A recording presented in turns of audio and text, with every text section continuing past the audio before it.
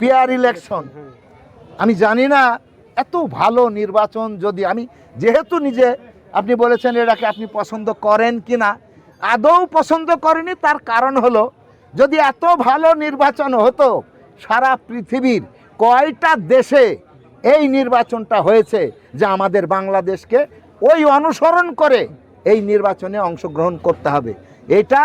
আপনারাও বিচার্যের বিষয় আপনাদের উপরে এর বিচার করার দায়িত্ব দিয়ে আমি আমার কথা শেষ করছি।